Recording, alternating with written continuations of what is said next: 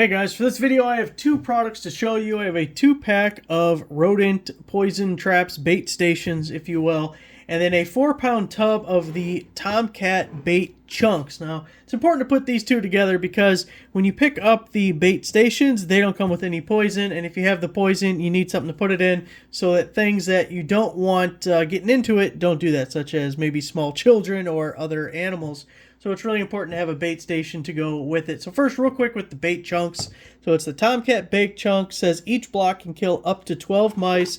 This is the 4-pound bucket. And of course it comes full, but just to kind of give you somewhat of an idea of how much you get in there. I mean, it's quite a bit. You got to have a nice mouse problem like myself, living in the middle of a cornfield, to need this much, but it will last. It comes with the lid, obviously, and it's not like it's going to go bad or anything. Okay, so that's the Tomcat bait chunks. Now, if we look at the bait stations, they come with this little key guy right here, so you just stick it in the hole, give it a turn, pull it up, and that's how you open the guy.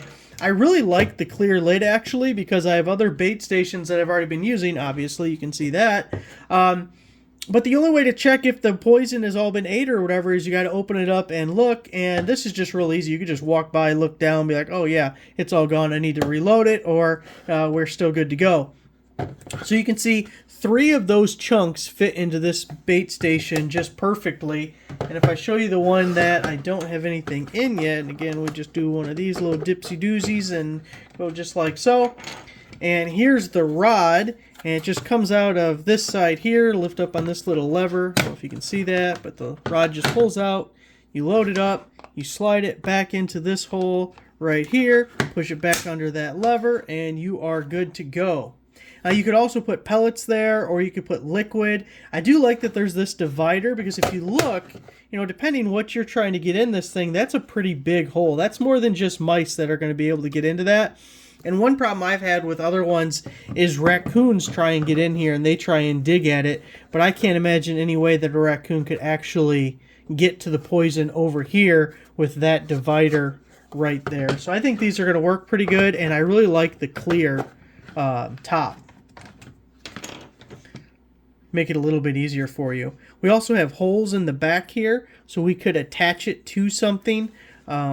That's another good thing, actually, because when the raccoons attack mine, they pull it away from the building. I have it up against a pole barn, and they pull it away, and it'll be in the middle of the yard, and then that's when I know raccoons got to it, because the mice did not put it in the middle of the yard.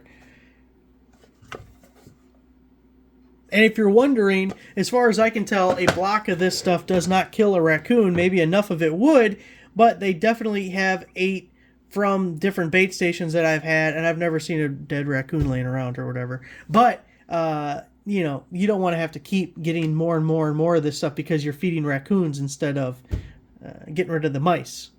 So I really like this combination. This stuff has worked well for me. You can see I've gone through almost an entire bucket of it, and I really like the clear here. And other ones are pretty similar design. One other thing I will note, though, is you got to pay really close attention when you're picking these things up, because some of them are super tiny, like so tiny one of these blocks wouldn't even work. You'd have to get a different type of bait.